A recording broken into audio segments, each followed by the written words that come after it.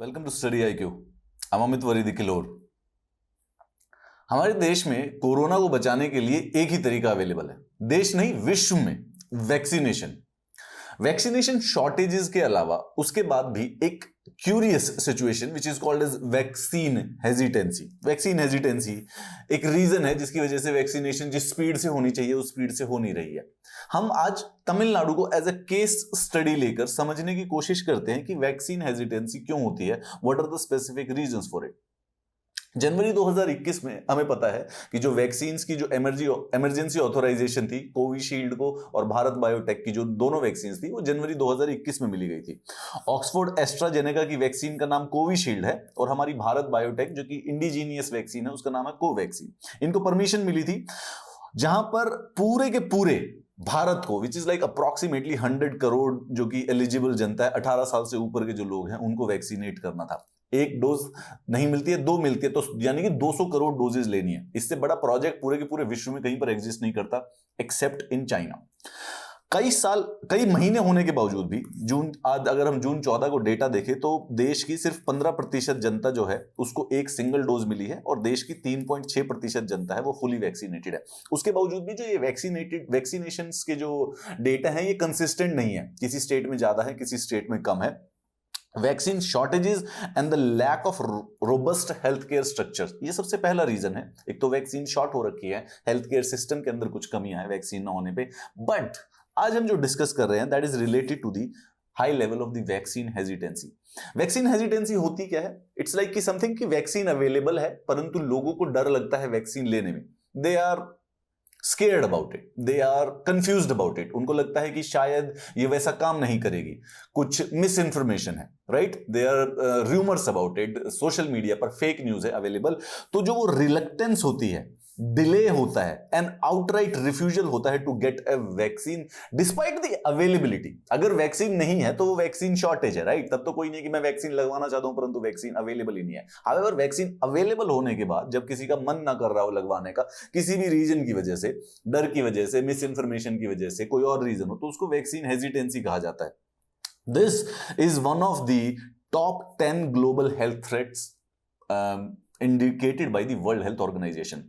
Vaccine hesitancy के साथ साथ एक एंटी वैक्सीन एटीट्यूड भी होता है, एंटी वैक्स इसे कहा जाता है। आप इंटरनेट पे कोरोना से पहले इंडिया में कहीं ऑलमोस्ट एग्जिस्ट नहीं करता था, मोर ऑफ अ वेस्टर्न जो कल्चर्स हैं, वेस्टर्न जो कंट्रीज है वहां पर एग्जिस्ट करता था, जहां पर कुछ एक मूवमेंट है जहां पर लोग वैक्सीन के अगेंस्ट हैं, they are against the vaccine. उनको लगता है कि वैक्सीन लगवानी ही नहीं चाहिए and it should be a right of the parents और द इंडिविजुअल कि उनको वैक्सीन लगवानी चाहिए या नहीं लगवानी चाहिए। इन सब चीजों को मिला के higher literacy rate, increase coverage of medical services या फिर और जो हाई सोशो इकोनॉमिक कंडीशंस हैं, अगर ये लॉजिकली सोचा जाए तो ये सब अच्छी चीजें हैं।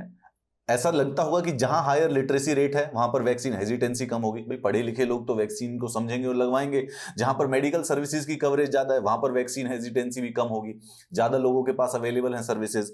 जहां पर सोशो इकोनॉमिक कंडीशंस यानी कि वेल टू डू फैमिली से हैं तो वो लोग पढ़े लिखे होंगे, ज्यादा समझदार होने की संभावना, at least on the face value it seems कि ऐसी सिचुएशन में वैक्सीन हेजिटेंसी कम होनी चाहिए। However this is not happening in the case of the Tamil Nadu.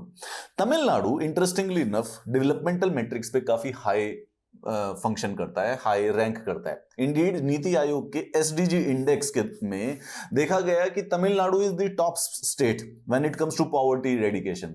It is the second highest state when it comes to good health and overall being. Education हमारी पूरी की सारी India की जो states हैं उनके रैंकिंग में मैं बता रहा हूं, नीति आयोग का एक इंडेक्स है सस्टेनेबल डेवलपमेंटल गोल इंडेक्स, तो उसमें वो अलग अलग पैरामीटर्स पे स्टेट्स को रैंक करते हैं। And in this when we see poverty eradication, health, education, work and economic growth, इसमें जो तमिलनाडु की जो स्टेट है वो इंडिया की जो द होल एवरेज जो इंडिया का है उनसे बेहतर ही होती है। उसके बावजूद भी द क्वेश्चन इज दैट कि फिर भी तमिलनाडु वैक्सीन कवरेज में is lagging behind the average India का जो एवरेज है उससे लैग कर रही है। इस समय सिर्फ और सिर्फ 11% of Tamil Nadu population has received at least 1 dose, whereas पूरी की पूरी अगर कंप्लीट है 2.8, whereas when it comes to the India में 15.4 is the 1 and the 3.6 is basically 1। तो ये क्यों भाई?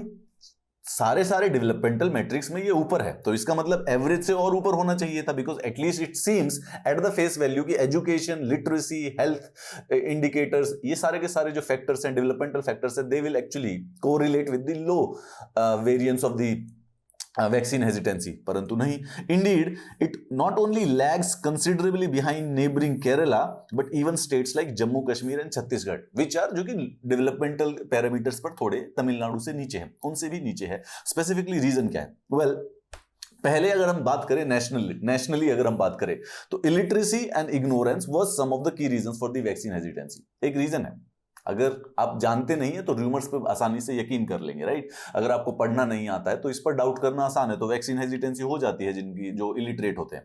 पर तमिलनाडु में weirdly enough it is opposite. पहली कुछ स्टडीज थी जो कि मीजल्स रूबेला वैक्सीनेशन कैंपेन के द्वारा पाया गया, उन्होंने ये रीजंस फाइंड किए थे कि the vaccine hesitancy has shifted from ignorance यानी कि illiteracy is not the key reason for the vaccine hesitancy right now. It is actually is creation of suspicion and fear by negative news articles and rumors on social media and print and digital media. It is weird कि जो लोग पढ़े होते हैं, जो लोग developmental parameters पर well to do होते हैं, उनके पास सोशल मीडिया का एक्सेस होता है, और सोशल मीडिया पे क्योंकि वो पढ़ते हैं, लिखते हैं, एंगेज करते हैं, वहां पर जो नेगेटिव न्यूज आर्टिकल होते हैं और जो रूमर्स होते हैं, they are much more pliable and have a proclivity to believe that. यानी कि पैराडॉक्सिकली जो सोशल मीडिया को एक्सेस कर रहा है उसको राइट इंफॉर्मेशन भी एक्सेस करने की अवेलेबिलिटी है, बट वो ज्यादा प्लायबल होते हैं फेक न्यूज की तरफ। विदाउट, अब ये बात लगा, क्योंकि एग्जैक्ट डेटा अवेलेबल नहीं है रिलीजन, कास्ट और क्लास का, तो एग्जैक्टली पता लगाना तो नहीं है। It is difficult to draw larger picture and understand why vaccine hesitancy is happening in Tamil Nadu. But हाँ, ये अलग बात है कि वैक्सीन हेजिटेंसी उन लोगों में सबसे ज्यादा पाई जा रही है जो कि सोशल मीडिया को ट्रस्ट करते हैं, सोशल मीडिया को यूज करते हैं इंफॉर्मेशन के लिए, न्यूज के लिए, हेल्थ इंफॉर्मेशन के लिए, ओवर हेल्थ केयर वर्कर्स, यानी वो डॉक्टर्स, नर्सिस की बात से ज्यादा अपनी इंफॉर्मेशन सोशल मीडिया से सीख कर रहे हैं। अब सबसे पहले तमिलनाडु में जब स्टार्टिंग में हमने वैक्सीनेशन प्रोग्राम स्टार्ट किया था जनवरी में, तो उस समय यूनिवर्सल वैक्सीनेशन नहीं हो रही थी, स्पेसिफिकली सिर्फ हेल्थ केयर और जो फ्रंटलाइन वर्कर्स थे उनको ही वैक्सीनेट किया जा रहा था। A high level of hesitancy was observed among the healthcare workers themselves in Tamil Nadu. अब सवाल यह है कि अगर हेल्थ केयर वर्कर्स जो है उनके ऊपर इस समय काफी ज्यादा ट्रस्ट है, they enjoy large support amongst the public due to the fighting with the pandemic from last 1.5 years, when they chose not to take the vaccine। तो जो वैक्सीन हेजिटेंसी जो कि छोटी सी लेट्स से कि incidental थी, कई बार doubt आ जाता है, नई वैक्सीन आई है तो the health care workers are also confuse, लगवाएं या ना लगवाएं, but that vaccine hesitancy of the health care workers actually मतलब वो लोगों के भी अंदर ट्रिम कर गई उनकी वैक्सीन हेजिटेंसी की, अगर वो नहीं लगवा रहे तो हमें भी नहीं लगवानी चाहिए। But further they were less likely to encourage the general public to take the vaccine. तो सबसे पहले जनरल पब्लिक तो उनसे सुनती भी थी, उनके बारे में उनके विचार भी अच्छे थे, बट जो vaccine hesitancy health care workers में स्टार्टिंग में हुई वो बेसिकली और ज्यादा नीचे और ज्यादा लोगों के अंदर भी ड्रिप कर गई। Hesitancy combined with the lack of clear and reliable information disseminated by the government, दोनों के दोनों सेंट्रल केंद्र सरकार और राज्य सरकार भी बेसिकली एक कहीं ना कहीं पर फेल हुए हैं करेक्ट इंफॉर्मेशन को डिसेमिनेट करने में, is basically one of the main reason. जो ये गवर्नमेंट की तरफ से कम्युनिकेशन की क्लैरिटी नहीं है is one of the reason why vaccine coverage rate are low in Tamil Nadu, जहां पर न्यूज सोशल मीडिया पॉपुलर है और सारे के सारे लोकल लैंग्वेज में भी अवेलेबल है, and the whole society Tamil Nadu क्योंकि एजुकेशन के पैरामीटर्स पर काफी हाई फंक्शन करता है या हाई रैंक करता है, तो सोसाइटी लिटरेट है, right? So they can read the information from the social media, newspaper से। तो जब वहां पर सोशल मीडिया पर फेक न्यूज, कॉन्स्पिरेसी थ्योरीज या कोई रूमर्स आते हैं, they become popular very quickly and then it reduces the level of the trust among the vaccines. This is an interesting phenomena अगर आप देखेंगे फेक न्यूज, रूमर्स और conspiracy theory से। The level of education, the level of literacy does not protect you from the fake news or the conspiracy theories. Human mind इस प्रकार से work करता है कि the first thing which you will see will be the standard information which you will believe. It doesn't matter where the information is coming from, and the mind simply usually does not analyze the sources, the agenda of the information जो throw कर रहे होते हैं। जो भी मिल गया, जो भी पहले पढ़ लिया, उसके ऊपर ही डाउट आ जाता है। There are several reasons. Tamil Nadu में high level of vaccine scepticism और हेजिटेंसी का रीजन क्या है? सबसे पहले when the vaccine roll out begin, उस समय जनवरी के समय में सिर्फ 10,000 पर डे के केसेस आने लग गए थे, ठीक है? तो पॉजिटिविटी रेट बहुत ज्यादा लो था, 1 साल हो चुका था कोरोना पैंडेमिक को, ऑलमोस्ट लोगों ने ये मान लिया था कि कोरोना पैंडेमिक तो हो गया है खत्म, we have had the worst of it, now we are actually improving, they believed that their tryst with the virus was over, ठीक है। और जो रूरल एरियाज में थे, दे सिंपली फिगर्ड कि उनको तो फर्स्ट वेव उनको अच्छी तरह से हिट नहीं हुई थी, तो एक कॉम्प्लेसेंसी सेट हो गई, उनको लगा कि जब कोरोना खत्म ही हो चुका है तो फिर वैक्सीन लगाने की क्या जरूरत, तो पहले तो वैक्सीन हेजिटेंसी यहां से स्टार्ट हुई। दूसरा हमारी जो कोवैक्सीन है, जो इंडिजीनियस वैक्सीन है, it was also surrounded by the controversy. जब उसको इमरजेंसी जो अप्रूवल मिला था, उस समय कोवैक्सीन के थर्ड स्टेज के जो डेटा थे, थर्ड स्टेज के जो टेस्ट थे, जो डेटा थे, थर्ड फेज ट्रायल था, वो बेसिकली उसके रिजल्ट डिक्लेयर नहीं हुए थे, वो अभी भी डिक्लेयर नहीं किए गए हैं। इस कंट्रोवर्सी को थोड़ा सा पॉलिटिकल टर्न भी ले लिया गया, और जब पॉलिटिकल टर्न कोई भी चीज ले लेती है तो न्यूज, सोशल मीडिया उसको इस प्रकार से स्पिन करने लग जाता है। Nowadays there is so much noise, there is so much clatter कि सही इंफॉर्मेशन को ढूंढना बिल्कुल ही मुश्किल हो जाता है। Eight the same time both vaccine makers, जो कि सीरम इंस्टीट्यूट ऑफ इंडिया और भारत बायोटेक, वो भी अपने अपने पेपर्स लेकर आए और उन्होंने कहा कि स्पेसिफिकली किन किन लोगों को वैक्सीन नहीं लगवानी चाहिए। और जो उन्होंने वो इंफॉर्मेशन दी थी उसमें कई सारे कॉमन चीजें भी थी, जैसे कि एलर्जीज हो गई या कुछ ब्लीडिंग डिसऑर्डर हो गए। दिस क्रिएटेड एक सिंगल सोर्स ऑफ इंफॉर्मेशन ना होकर मल्टीपल सोर्सेज ऑफ इंफॉर्मेशन आने लग गए, तो र्यूमर और उसके अंदर से करेक्ट इंफॉर्मेशन को निकालना यूजुअली किसी के लिए भी मुश्किल होता है, चाहे वो लिटरेट हो चाहे वो इलिटरेट हो, इससे फर्क नहीं पड़ता। Literacy doesn't actually do much into it. इस प्रकार की जो अननेसेसरी कंट्रोवर्सीज थी, जिसमें government did not come in front end clarified कि क्यों थर्ड फेज के डेटा को अभी तक होल्ड किया है या कब आएंगे, क्यों नहीं आए हैं, उसमें ट्रांसपेरेंसी जो नहीं थी, वो लोगों में वैक्सीन हेजिटेंसी बढ़ा दी। उसके बाद the controversy, this reduced trust in the vaccine and the lack of clarity between the two vaccines, lack of information on who should opt for which vaccine further made people who had conditions like diabetes, blood pressure। दोनों की दोनों अलग अलग vaccine है। कुछ लोगों को लगता है कि कोवैक्सीन अच्छी है, कुछ लोगों को लगता है कोविशील्ड अच्छी है। इस बारे में किसी को समझ में नहीं आ रहा है कि कोई दो क्यों है, अलग क्यों है, अलग में डिफरेंस क्या क्या है exact, what does Covaxin do, what does Covishield do, and that lack of clarity finally leads to the confusion. और वो कंफ्यूजन जाता है वैक्सीन हेजिटेंसी पे, कि जब कुछ समझ में नहीं आ रहा तो मुझे लगवाने ही नहीं। इस प्रकार से ह्यूमन साइकोलॉजी रिएक्ट कर देती है। Given the high prevalence of such conditions in Tamil Nadu, and also these conditions worsen the impact of the virus, is an issue of much concern। अब वैक्सीन हेजिटेंसी होगी तो basically virus भी और बुरी तरह से अफेक्ट करेगा। अच्छा, इसके साथ साथ तमिलनाडु के कॉन्टेक्स्ट में एक और वियर्ड चीज हुई। क्या हुआ, ये एक्टर है तमिलनाडु के, इनका नाम है Vivek, very popular actor of Tamil Nadu. He was the face of the vaccination campaign in Tamil Nadu. तो इन्होंने वैक्सीन लगाई। अब आप जानते हैं इस बार समथिंग वियर्ड इज हैपनिंग। इस समय जो लोग हैं, जो पॉलिटिकल लीडर्स हैं, they are publicly getting their vaccine shots. ऐसा कभी नहीं हुआ, but they are doing it this time.